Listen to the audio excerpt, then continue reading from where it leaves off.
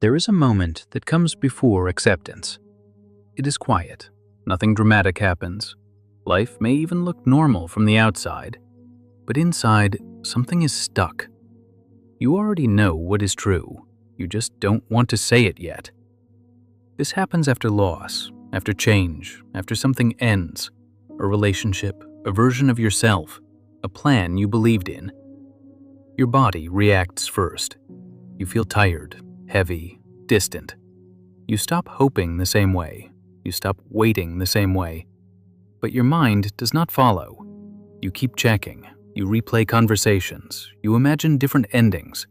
You look for small signs that nothing is final yet. You tell yourself it is not over, not fully, not yet. On the surface, this looks like strength, like loyalty, like love. Inside, it feels like tension.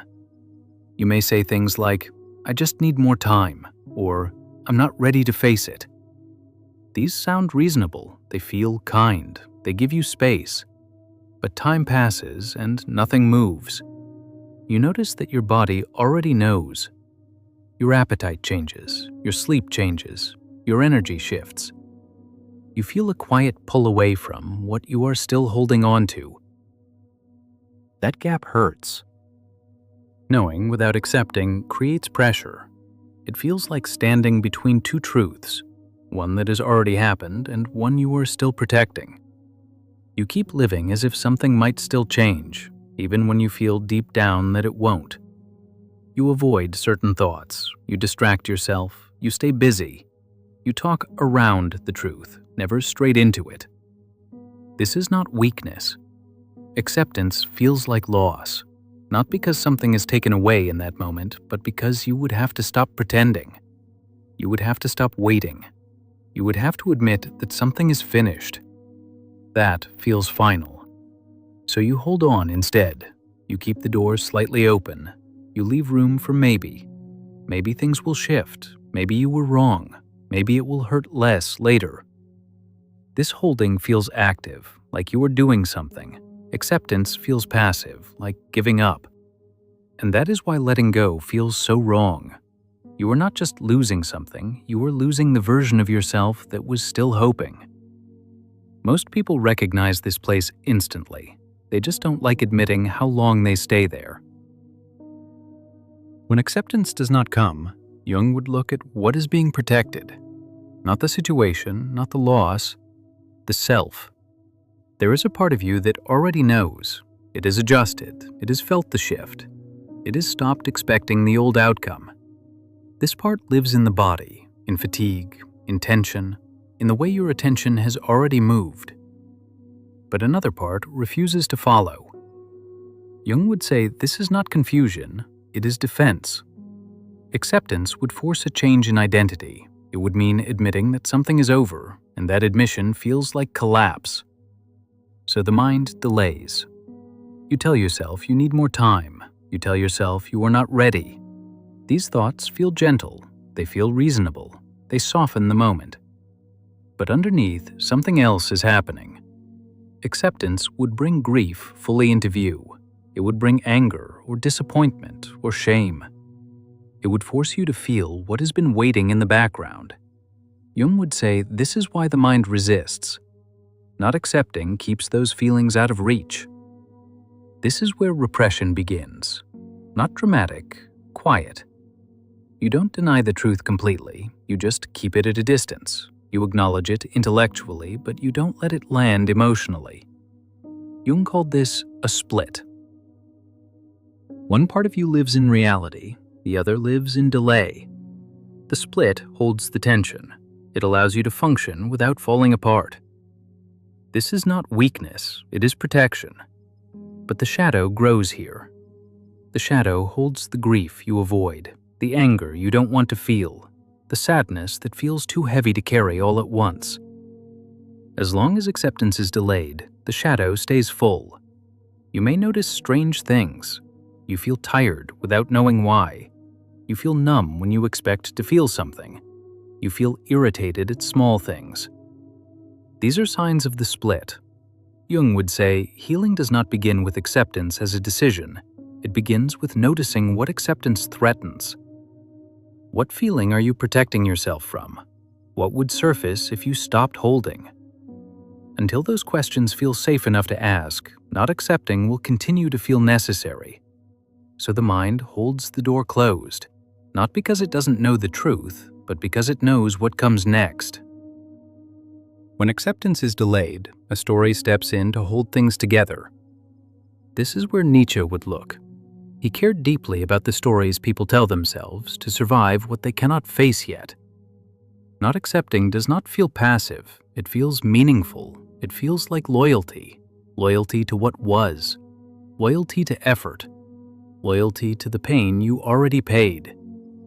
The story often sounds quiet and reasonable. It says, "I'm not ready." It says, "It still matters." It says, "Letting go would erase everything." This story protects you.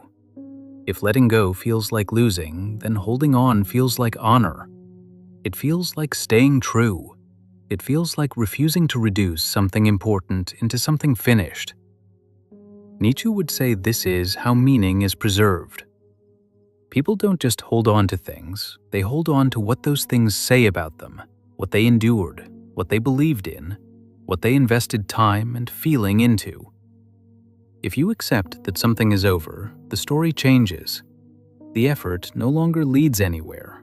The pain no longer builds toward something.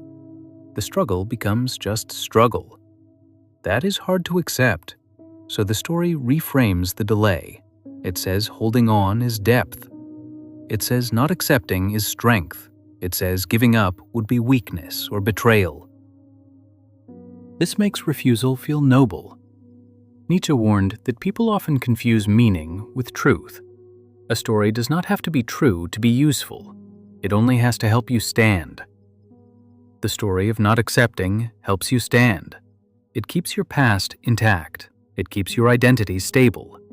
It keeps you from falling into the unknown space where nothing is explained yet. But there is a cost. When the story hardens, curiosity fades. You stop asking what could come next. You stop noticing that your body has already moved on. You keep returning to the same explanations because they feel safe. Nietzsche would say this is how people become loyal to their own suffering, not because they enjoy it, but because it gives them a role. The role is clear. The future without it is not. So the story stays. It protects you from the fear that letting go might reveal a life that looks different from the one you imagined. Not accepting keeps the old meaning alive, even when it no longer fits. When acceptance is delayed, it does not stay inside one person. It starts shaping behavior. This is where Machiavelli would look. He would not ask how painful it feels. He would ask what this refusal produces in real life. Not accepting keeps things stable. Roles stay the same, habits stay in place, relationships do not have to shift, decisions do not have to be made. From the outside, nothing breaks. That stability looks calm, it looks reasonable. Machiavelli would notice how useful this is. When someone cannot accept, they also do not act. They wait, they postpone, they leave things open. This delays change, and delay protects what already exists.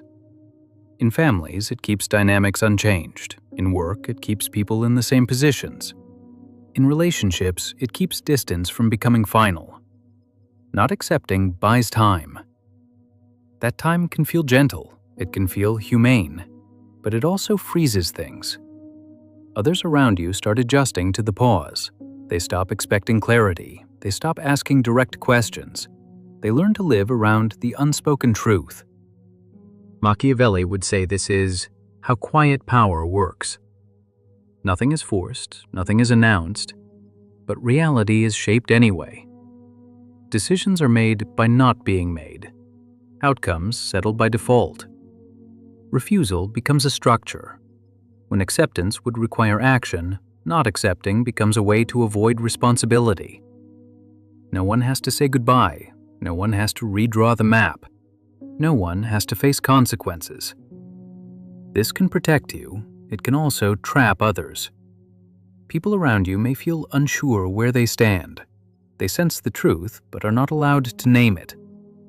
This creates distance without resolution. Machiavelli would point out that systems love this. Ambiguity keeps friction low. It avoids confrontation. It allows things to continue with minimal disruption. The cost is paid slowly, not all at once.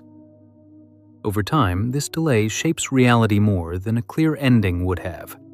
Energy drains, trust thins. Life narrows quietly. From Machiavelli's view, refusal is not neutral. It produces outcomes. It maintains order. It preserves what is familiar. Not accepting does not stop change. It just makes change happen without honesty. Not accepting something does more than delay pain. It gives comfort. That comfort matters more than people admit. When acceptance feels like losing, holding on feels safer. Hill would notice that belief softens reality. It keeps the future slightly open. It says things are not final yet. That thought lowers fear. It makes the moment easier to breathe through. Not accepting is often less about denial and more about survival. The idea that something might still change gives energy. It helps people get through the day without falling apart. When you believe there is still time, you don't have to grieve fully yet. You don't have to face everything at once. Loss, anger, fear, all of it can wait. This belief works like a cushion. It absorbs the shock. It spreads the pain over time instead of letting it hit all at once. Hill would not call this weakness. He would say belief is doing its job. It keeps people functioning. It helps them stay upright when reality feels too heavy. But comfort has a trade-off. When not accepting becomes the main source of relief, it replaces movement. Hope turns into delay. Delay feels gentle. It feels kind. It also keeps you tied to what is already gone. The belief that things might change tomorrow makes it easier to avoid deciding today. You wait. You pause. You stay in between. Hill would notice how people return to this belief whenever the truth gets close. They tell themselves they just need more time, that acceptance would hurt too much right now. And they are not wrong. Acceptance does hurt. It feels like losing something twice. First, the thing itself, then the hope attached to it. So people choose the softer option. They choose belief. They choose delay. They choose holding on just a little longer. Not because they are weak, but because comfort helps them survive the moment. And until something else can carry that weight, not accepting will continue to feel like the kinder choice. Most of the time, we already know this. We just don't like hearing it said.